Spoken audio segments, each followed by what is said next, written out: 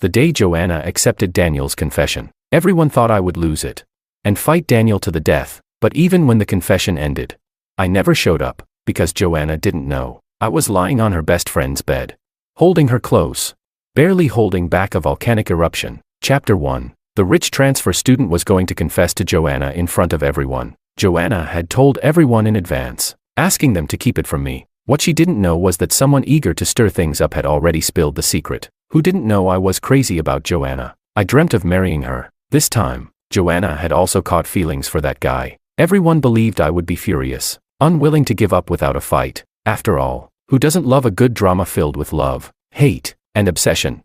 They were all waiting for me to snap, charge in, and turn the scene into chaos. But, unfortunately, even when the confession was over, I still hadn't shown up. The crowd, packed tightly in layers, started losing interest. Even Joanna didn't seem all that thrilled. She clung to her new boyfriend's arm and pulled out her phone. No calls or messages. Joanna furrowed her brows slightly. Then she turned to the crowd and said, "Tonight, Daniel's treating. Everyone here is invited." The students around cheered. It was only then that I stepped out from behind the bushes. Someone sharp-eyed noticed me and immediately shouted, "David, David's here." I knew it. There's no way David would hold back and not come. Joanna suddenly looked up, and the moment she saw me, the corners of her lips curled ever so slightly. Chapter 2. I ignored those waiting to see the drama unfold, and walked straight up to Joanna. "David." Joanna clung even tighter to her new boyfriend's arm. She looked at me, her voice calm. "You can't force feelings like this. We've known each other for over a decade. I don't want to say anything too harsh and ruin our past friendship.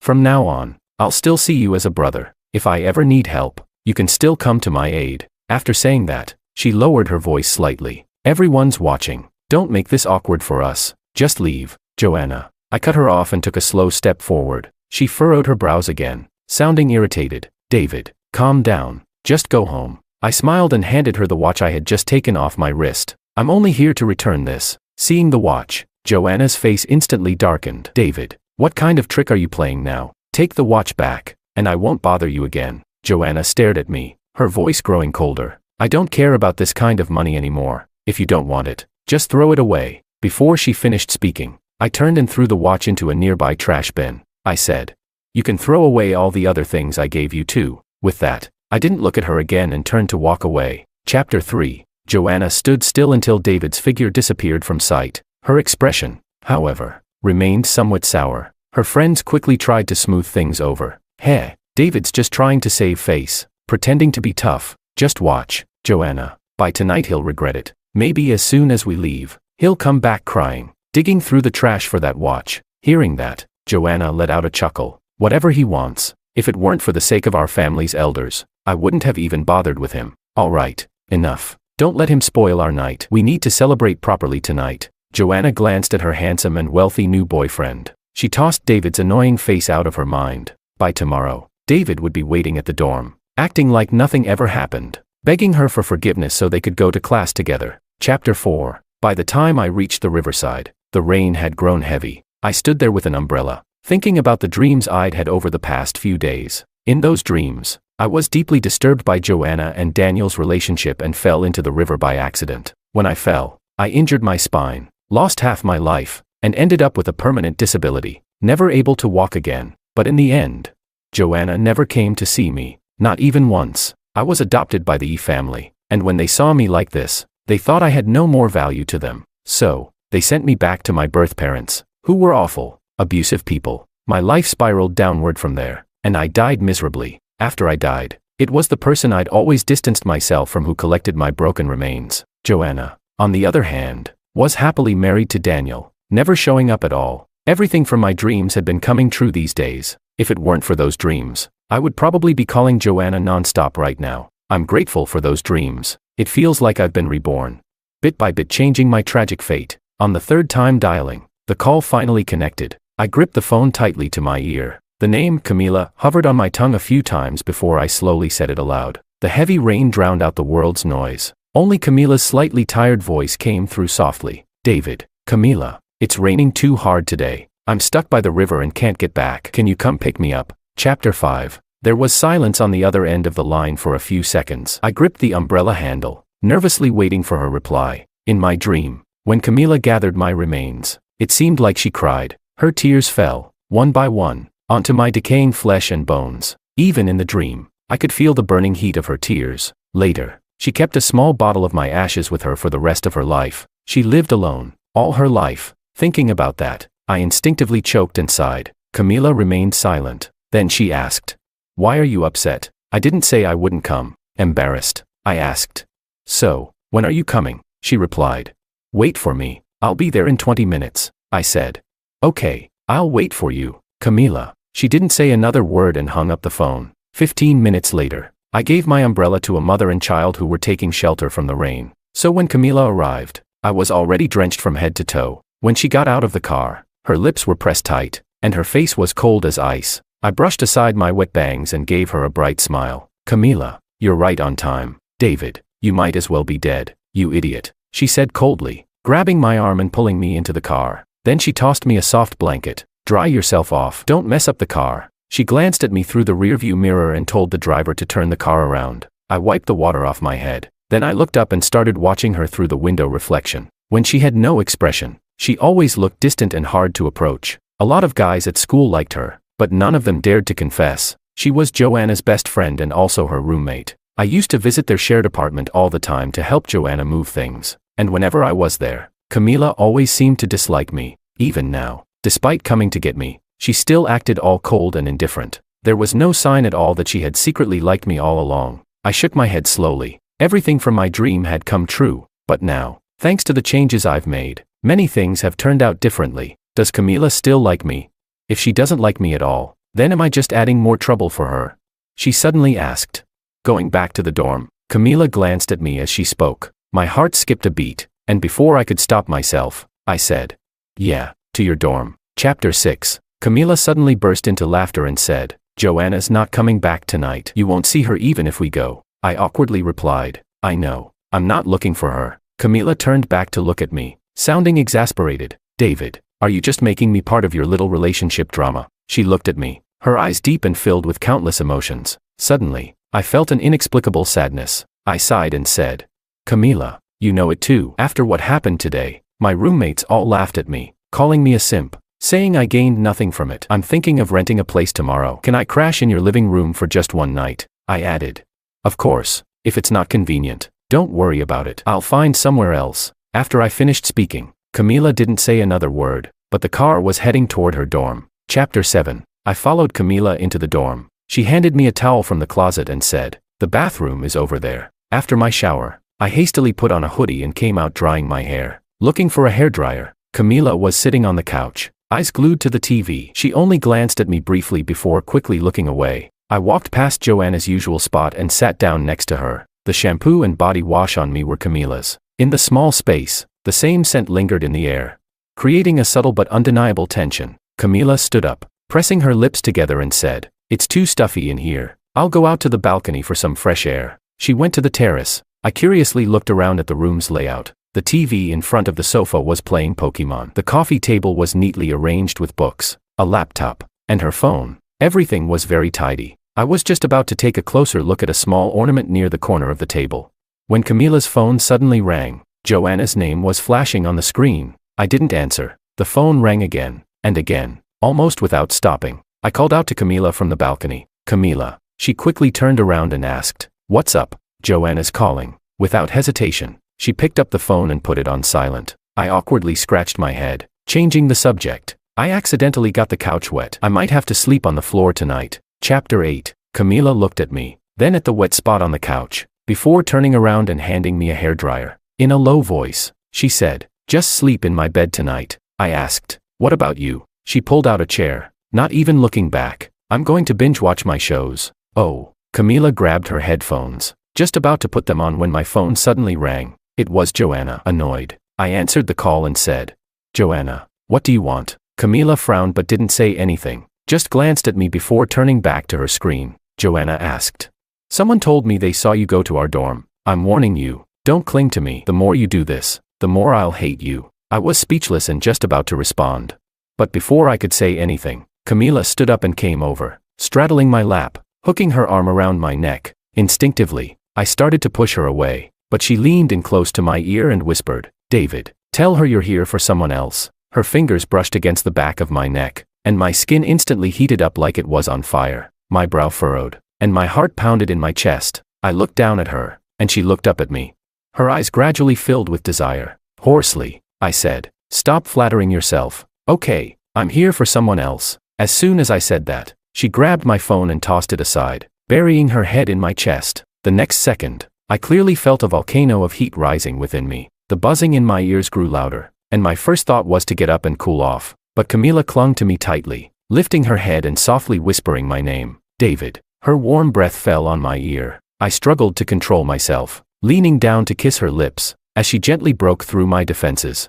I tried to regain some sanity, saying, "Don't tempt me. I don't want to touch you in this place." Chapter 9. David. She shifted her body, trying to adjust her position. The volcano inside me felt like it was about to erupt, fierce and overwhelming. In between breaths, she questioned, "If you don't want to touch me, why did you kiss me?" Camila tilted her head, her forehead pressed against mine. As our breathing entwined, I closed my eyes, trying to calm down. She added, "Also, do you even know how to kiss?" My lips are swollen now. I gently placed my right hand on her waist, my left hand holding hers. Softly, I said, "Camila, I'll be more gentle this time." As my words fell, my hands moved to her lower back. I pulled her close, pressing her against me. This time, the kiss was long and tender, but toward the end, I lost a bit of control and wasn't as gentle as I'd intended. She lightly hit me, and in between breaths, bit me. "David." I tried my hardest to suppress the volcano, but it was already threatening to erupt again. Clearly, Camila felt it too. Her face showed surprise, her ears turning a deep shade of red. The usually cold and distant goddess now looked shy and flustered. She bashfully said, "I'm going to take a shower." She stood up quickly, avoiding my gaze, and adjusted my shirt before saying, "You go to sleep." Before I could respond, Camila rushed into the bathroom. Chapter 10. As the sound of water echoed from the bathroom, I lay down on Camila's bed and began to drift off. Camila was tall, with bright eyes and pearly teeth, the recognized goddess of the campus confession wall. Yet, she had never had a boyfriend, nor had she ever gotten close to a guy. There were even rumors that she wasn't into men. But after everything that had happened tonight, I couldn't help but think back to the dream of her growing old alone.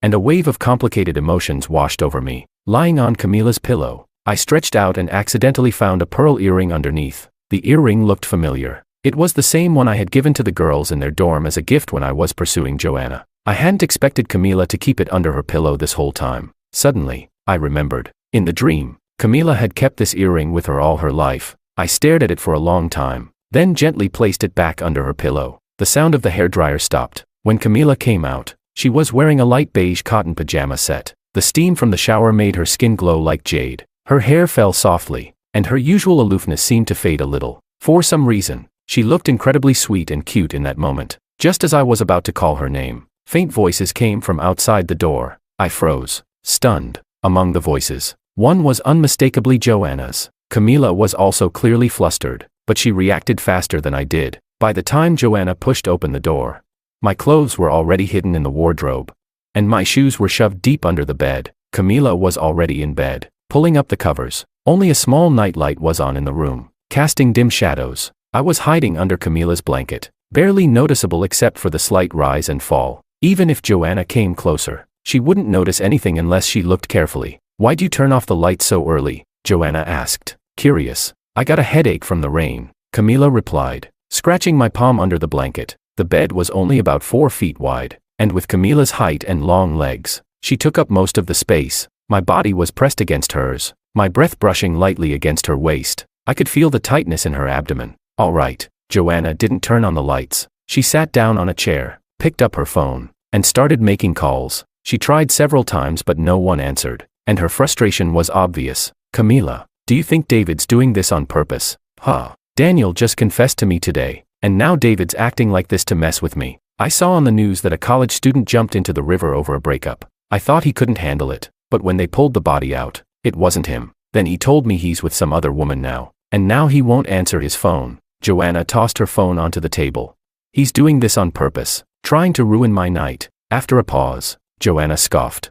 "I bet he'll be stuck on me for the rest of his life." "Maybe not." Camila suddenly chimed in. Joanna looked surprised. "Not, Camila. You've seen how he's been clinging to me these past 2 years. You've never liked him either, always giving him the cold shoulder." Hearing this, I couldn't help but pinch the soft skin on Camilla's waist. Camilla winced slightly, her whole body tensing up as she let out a very faint hiss. Chapter 11. What's wrong with you? Nothing, just a leg cramp. Camilla's voice was soft as she spoke, followed by a couple of coughs. All right, I'll let you rest. I won't bother you anymore, Joanna said as she stood up. I'll just use the bathroom and then head out. As she pushed open the bathroom door, a thought suddenly struck me. Earlier, when I was showering, I had washed my socks and left them hanging in there. Sure enough, it wasn't even 2 minutes later that Joanna came out with a mischievous smile on her face. Camilla, did you bring a guy to the dorm? You hit it so well. Which guy managed to win over our ice queen? Camilla, don't be ridiculous. Joanna took a few steps closer to the bed. Going to bed this early? Is someone hiding under the covers? Joanna. Camilla's voice suddenly turned cold. All right, I won't come any closer. Joanna stopped in her tracks. But she looked at Camilla's bed with great interest. Just make sure you're being safe. I've got plenty of protection if you need it. Don't want any little angels showing up unexpectedly. I squeezed Camilla's clenched fist. Camilla finally looked at Joanna, her voice a bit chilly. I don't like that kind of joke. It's not funny. You're serious? Joanna seemed a bit surprised. Camilla's lips tightened. Yeah, if the light had been a little brighter, Joanna would have seen just how hard Camilla was struggling to hold it together. After all, she had her arms wrapped tightly around her upper body to keep me from moving. But that didn't mean I couldn't move other parts. Hidden under the blanket, where no one could see, I gently stroked Camilla's thigh. Every time I touched her, she shivered. Chapter 12. All right then, I won't disturb you too. I'm staying out tonight, Joanna spoke with a knowing tone, glancing once more at Camilla's bed, but in her heart, there was a hint of disdain. Camilla, who always appeared pure and untouchable, so cold towards men, now didn't seem so unattainable after all. If her guess was right, there was probably someone under Camilla's blanket, but Joanna didn't call her out on it. After all, her relationship with Camilla was still fine, even though Camilla's popularity sometimes irked her.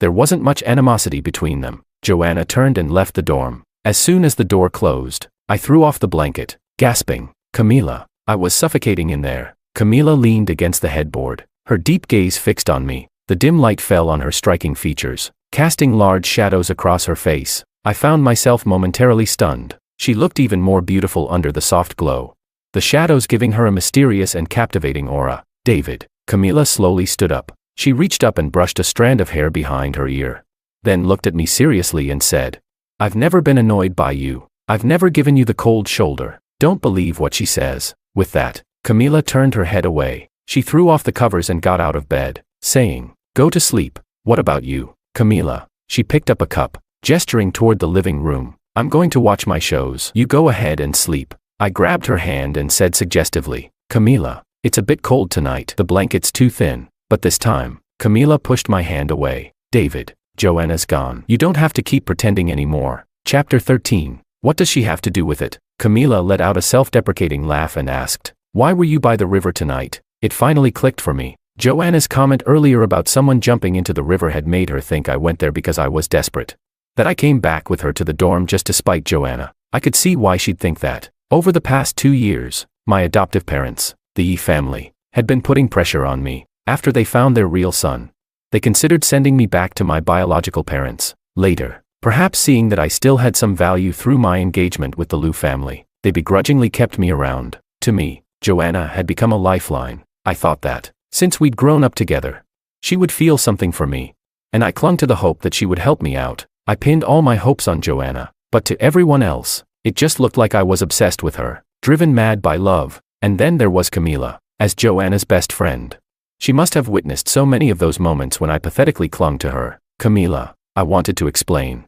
But she was already standing up. Set an alarm and leave early tomorrow. You don't want anyone seeing you. She didn't stop, didn't even turn back. I gritted my teeth and said, Then what about all those times you kissed me tonight? What about everything we did earlier? What did that mean? Camilla suddenly stopped in her tracks. She turned around to look at me, her eyes reddening. I continued, I know you're tired of me, but tonight, thank you. If you really don't want anything to do with me, I'll leave now. I got out of bed, not caring that I couldn't find my shoes. I walked barefoot toward the door. As I passed by Camilla with my head down, I realized her face was already streaked with silent tears. David, Camilla grabbed me. I told you, I don't hate you. I immediately pulled her into my arms and asked, Then, do you want me to take responsibility for you? She hesitated, and before she could answer, I cupped her chin and kissed her deeply. She responded to me with the same passion. her breathing growing heavier. She whispered, "David, if you really want to take responsibility for me, then do it completely." I held her slim waist and solemnly replied,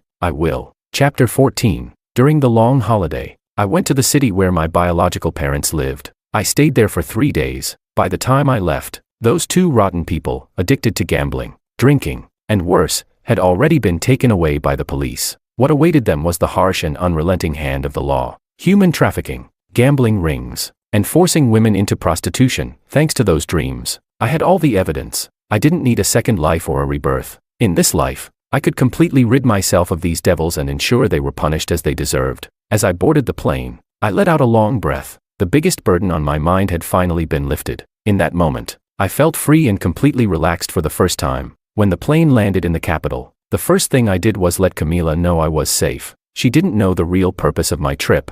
Thinking I had just gone on a short trip with friends, Camila asked, "Are you ready for me to come over tonight?" Camila was planning to move into my new place. It was no longer convenient for her to stay in the same dorm as Joanna. I replied, "Everything's ready. You're welcome anytime." She paused for a moment and added, "David," I asked, "what's up?" She said, "It's Joanna's birthday today, and she's throwing a party tonight. She told me to bring my boyfriend." I had forgotten. Joanna's birthday was during the National Day holiday. "David, do you want to go with me?" I didn't answer right away, feeling conflicted. It wasn't that I didn't want to go public with my relationship with Camila, but soon, the family might sever ties with me. When that happened, the truth about my poor background would be revealed to the world. I knew Camila wouldn't care, but I didn't want her to be criticized by others. Just like in the dream, they had condemned her for being with a man of low status, calling her unfilial and disrespectful, breaking her family's heart. But, as Camila had said that day, since I wanted to take responsibility for her, I had to take full responsibility. You can't have it all. After all, Camila. I took a deep breath and asked, "Do you want me to go?" "Yes," she answered without hesitation. "Then come pick me up, and we'll go together." I was still holding the phone when I looked up and caught my reflection in the window. I realized I was smiling brightly. "David, look outside." When I looked up, it was like a scene from a movie, everything moving in slow motion. The smile still hadn't faded from my face as the airport announcements faded into the background. In the bustling crowd, I saw only Camila. She waved at me.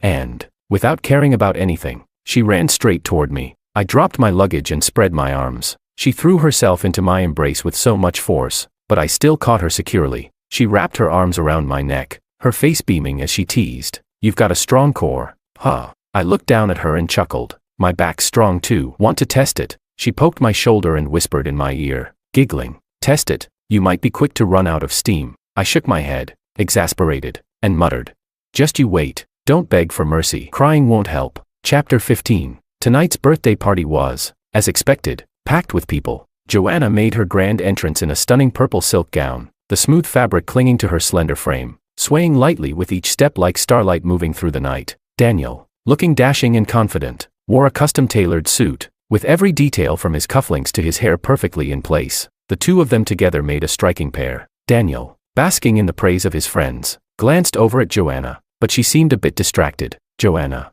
Daniel called her name a few times before she snapped out of it. "What is it?" "It's getting late. Everyone's hungry, but not everyone's here yet." "Who's missing?" "Camila hasn't arrived." Daniel nodded. "Oh, and I remember. David hasn't shown up yet either." Someone else chimed in. "Yeah, it's Joanna's birthday. No way David would miss this." But Joanna cut them off. "I didn't invite him. Even if he comes, I won't let him in." Daniel tried to calm her down. "Joanna, don't get upset. It's your birthday today. Don't let an irrelevant person ruin your mood." "Right." Joanna looked at Daniel and nodded. Daniel really was handsome and wealthy, and he knew how to charm women. David, though sweet, wasn't what she wanted. So, when Daniel appeared, she was instantly drawn to him. But after getting together, she realized he wasn't as great as she'd imagined. This past month, David hadn't been waiting for her outside the dorm. They hadn't gone to class or the cafeteria together. He'd completely vanished from her life. Even when they occasionally crossed paths at school, he would turn and walk away. Joanna had to admit, she wasn't used to it. Yes, that's all it was, just a matter of habit. She wasn't used to someone who had always revolved around her suddenly becoming cold. She wasn't interested in David, nor would she risk upsetting her family for a fake heir like him. But they had known each other for years. Joanna thought to herself, maybe tonight, if David couldn't resist and came to find her, she wouldn't need him to grovel, as long as he apologized sincerely.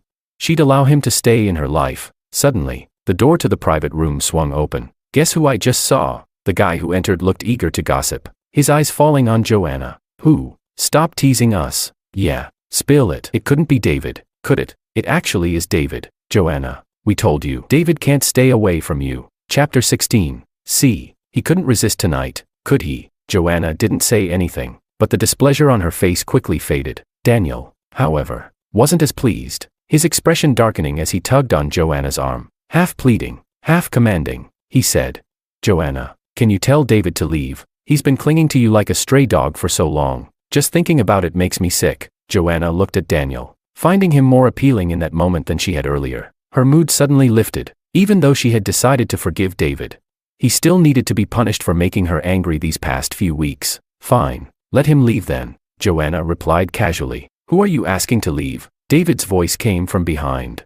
Soft but clear enough for everyone to hear. The large room fell into a sudden silence, because everyone had seen it. The slightly open door had been pushed wide, and David walked in with Camila. Chapter 17. Joanna didn't move from her seat, but suddenly, she threw the glass she was holding onto the ground. The shards cut her ankle. Daniel, flustered, said, Joanna, you're bleeding. Get out. Joanna, I said get out. Didn't you hear me? Joanna stood up abruptly, angrily kicking aside the broken glass. Daniel stood there, stunned for a while, before finally storming out in anger. The rest of the guests in the room quickly followed suit. Sensing the tension, blood dripped from Joanna's ankle onto the floor, but she didn't seem to feel any pain. She just stared fiercely at Camila. After a long moment, she finally pointed at me and asked, Camila, care to explain? Camila only smiled lightly and asked in a calm tone. Explain what? Why is David here with you? You invited me to bring my boyfriend to your birthday party. Remember? Camila clung to my arm, leaning against me closely. Joanna's anger flared like a cat bristling. She swept all the cups and glasses off the table with a furious swipe of her hand. She screamed, Camila, do you even know that David is mine? Camila asked, yours in what way? Is he your boyfriend, your fiancé? Or do you think just because someone once liked you, they have to stay in love with you forever, while you get to string them along? Joanna ignored her and continued. You knew David liked me, and you still went behind my back. Is this how you treat your best friend? With that, she reached out to grab my arm. I grasped her shoulder and shoved her hard, causing her to fall to the floor, her purple dress soaking in the spilled wine. I said, exasperated, Joanna, stop flattering yourself and stop clinging to me. There's nothing between us, so there's no wall to be broken. Even if Camila dug up your grave, she wouldn't find me. And by the way, I'm the one who sought her out. I don't like you. No, I haven't liked you for a long time. Did you hear that clearly? I looked at her, realizing that I had long since let go. After all, any man with even a shred of self-respect couldn't keep liking someone who treated him like she did, like a toy to be called and dismissed at will. Maybe during those years when we grew up together, there was a bit of vague affection. But after my true identity was exposed and her attitude changed, those feelings had long faded to dust. David, what did you say? Joanna looked like she'd just heard the most ridiculous thing in the world. She struggled to her feet and said, you almost jumped into the river for me, and now you're saying you don't like me. I sighed. I never intended to jump into the river for you. It's not that serious. Who do you think I am? The reason I went to the river that night was to find an excuse to see Camila. Joanna froze, staring at me with wide eyes. After a long moment, she glared at me, gritting her teeth as she spat out her words one by one. So, that night, the person in Camila's bed was you. Chapter 18. Yes, it was me. Joanna, just focus on your own relationship. I told you that night, I will never come looking for you again, and I meant it. With that, I didn't spare her another glance. I took Camila's hand and turned to leave. Camila, let's go home. You wanted to see what the new place looks like, right? But Camila didn't move. She looked at Joanna with a calm yet sharp gaze. She said, Joanna, David is my boyfriend. He has nothing to do with you. I don't want to hear you spreading rumors that he's somehow still yours. Joanna, completely losing her composure, turned to me and screamed in frustration. David, you say you like me, then turn around and leave me for someone else. Do you think you're worth anything? I shook my head and replied, if you don't know what I'm worth, why don't you go home and ask your father? Joanna fell silent. She glared at me with a twisted expression, her once beautiful face now filled with something ugly and unrecognizable. She said, David, Camila doesn't know, does she, that you're not really the true heir of the family? Keeping such a big secret from her is not very nice, don't you think? Chapter 19. Although I had already prepared for the truth about my origins to come out, hearing Joanna expose it so suddenly still caught me off guard. Seeing my reaction, Joanna laughed. So, you have been keeping it from her. I knew it. Camila is only with you because she thinks you're some rich heir. If she knew the truth, that you're just an adopted nobody, she'd ditch you in a heartbeat, wouldn't she, Joanna? Camila suddenly let go of my hand. She rolled up her sleeves and removed her bracelet, handing it to me. With each word, she said clearly and firmly, I always thought you were a fickle, untrustworthy person, but I never considered you evil. But now I see that I was wrong. Camila stepped forward, grabbing Joanna by the hair and yanking her toward her, causing Joanna to scream in pain. Just as Joanna was about to fight back, Camila raised her arm and slapped her across the face, again and again, with all her strength. As she slapped her, she said, You're not just a worthless piece of trash, but also a despicable lowlife. And another thing, Joanna, I'm not like you. I don't care about who's rich or who's the heir of whatever family. I like David for who he is, not for his name or family. If his name were David or Chenze, I would still love him just the same. Joanna's face turned bright red, but she still retorted, A guy like him, who knows how many girls he's tricked into sleeping with using a fake identity. Trash attracts trash. You two deserve each other. Before she could finish, I stormed forward, burning with rage, and delivered a slap that knocked one of her teeth out. She fell to the ground, clutching her mouth in pain. Too shocked to speak, Camila grabbed my arm as I was about to continue,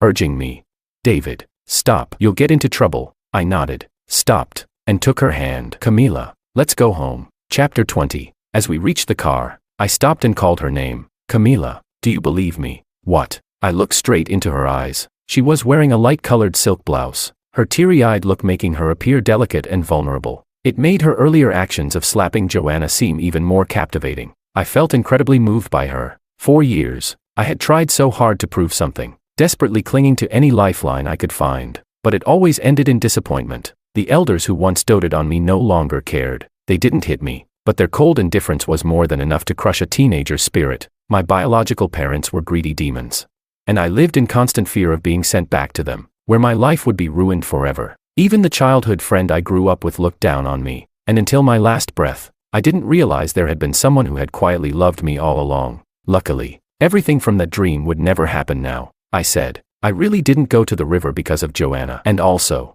I've never been with anyone before. You're my first, and only, girlfriend, David. Camila stood on her toes and kissed me. I wrapped my arms around her shoulders, kissing her back. Finally, she gently rubbed my palm and whispered, David, I don't care about any of that, but hearing you say it still makes me happy. I nodded and said, I know. Camila, I'm telling you this because I don't want anyone to throw dirt on my name. I'm doing this for you, but also for myself. With that, I smiled and pulled her in even tighter. Camila, let's hurry home. You're dressed too lightly. You'll catch a cold. All right. She held my hand tightly, very tightly, and from that moment, she held it for the rest of our lives. Chapter 21. Before Camila and I made our relationship completely public, I went to the Yi family and had a long conversation with the elders. In the end, with some help from Martin, the true heir of the Yi family, I regained my independence and was no longer tied to the Yi family or my biological parents. I chose this moment because I knew the Yi family and my biological parents too well. If they learned about my relationship with Camila,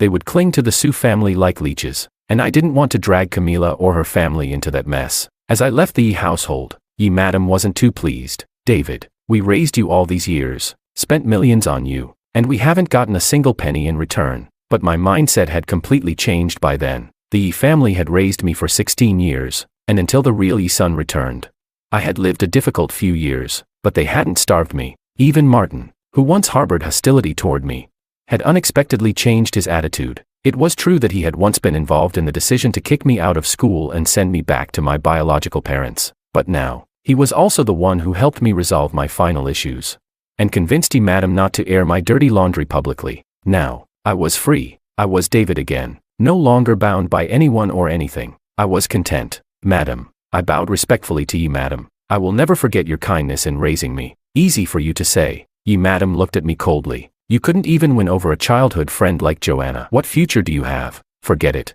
Just go. I can't stand the sight of you. She waved me off. I didn't bother explaining further. I just shot Martin a look. Mom, I'll walk David out, Martin said. Her expression softened immediately. Come back soon. We're having dinner. Got it. Martin smiled and led me out of the house. We stopped in the garden. We looked at each other, and suddenly, we both burst into laughter. Bro. I hugged him. Thank you. At the same time, Martin quietly said, David, I'm sorry. We didn't say much more, but we both understood. Martin's apology was for the David in the dream. My eyes grew red, and Martin shed tears too. Finally, he squeezed my hand tightly and said, "David, this time, you have to be really, really happy." "I will, bro." "You too." I would repay the family's kindness in raising me by helping Martin in the future. He had suffered for 16 years, while I had lived in comfort for those same 16 years. In the dream, I had once hated him.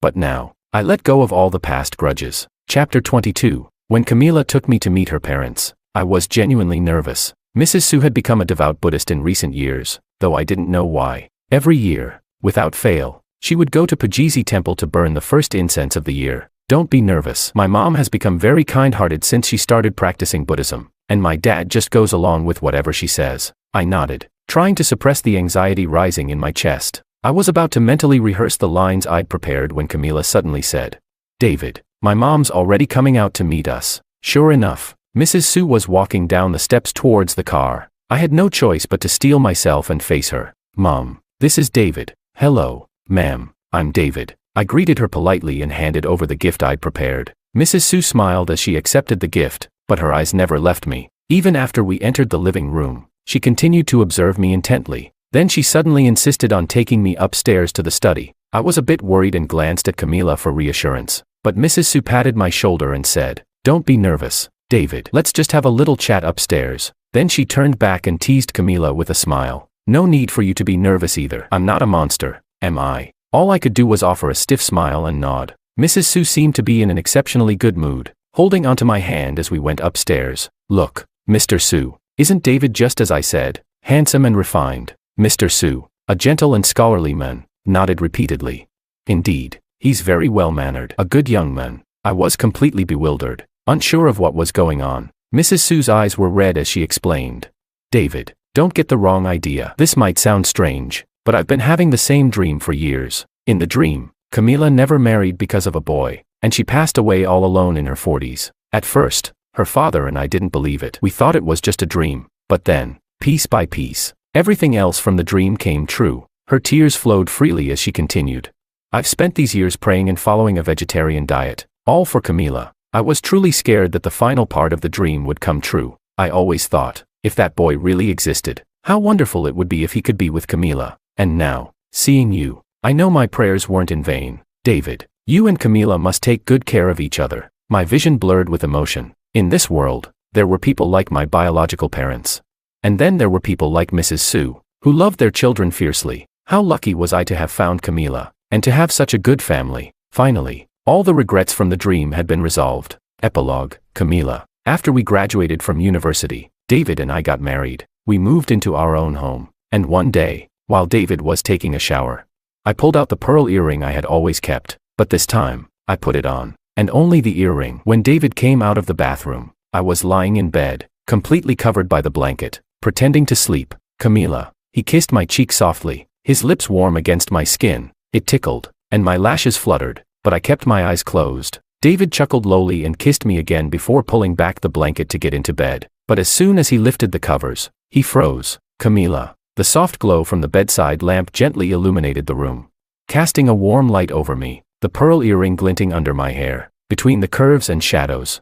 The light accentuated every rise and fall, with the red of my skin stark against the pale white of the sheets. It was like delicate cherries in a jade bowl. At first, I was shy, my body stiff with nervousness, but when I saw the look on David's face, all that tension melted away. I sat up and pounced into his arms, wrapping my arms around his neck. I whispered in his ear, "David, do you like it? You're staring so hard." I could feel every muscle in his body tense. His skin burned as if his blood was boiling. His Adam's apple bobbed, and it was incredibly enticing. I turned my head and gently bit his throat. It was like opening the floodgates, or waking a dormant volcano that suddenly erupted. In an instant, David flipped me onto the bed, taking control. His kisses were intense, deep, and overwhelming. I could hardly keep up. It felt like he was consuming me, piece by piece. "Camila." He kept repeating my name, over and over, never tiring. When it became too much, he whispered tenderly, "If it hurts, bite me." I closed my eyes, nodding softly. My nails raked down his back, leaving scratches.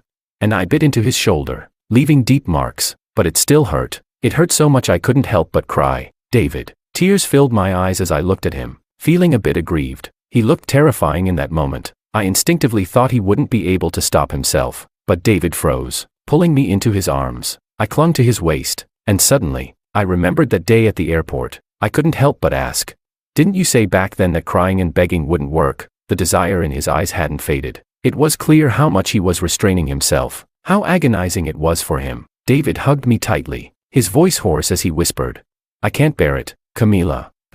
When did you start liking me?" I didn't answer. He hugged me even tighter, threatening, not talking. "Then I won't tell you when I started liking you either." Despite the passion in his gaze, there was also an overwhelming tenderness beneath it. Unable to resist his persistence, I finally answered. "From the first time I saw you, David, I once thought I'd never get the chance to tell you." David kissed the corner of my lips and said gently, "It's all right, Camila. Now, we have a whole lifetime to be together." Yes, we have a lifetime now. Our fingers intertwined at some point. And as I leaned up to kiss him, he lowered his head and kissed me back, tenderly and deeply. "David, I don't think it hurts anymore. Do you want to keep going?" The room was soon filled with the kind of sounds that made one's face flush. They lingered for a long time. That night felt like it would never end. And even longer than the night was the lifetime we had ahead of us. In the midst of spring's tide, we would speak of our love softly,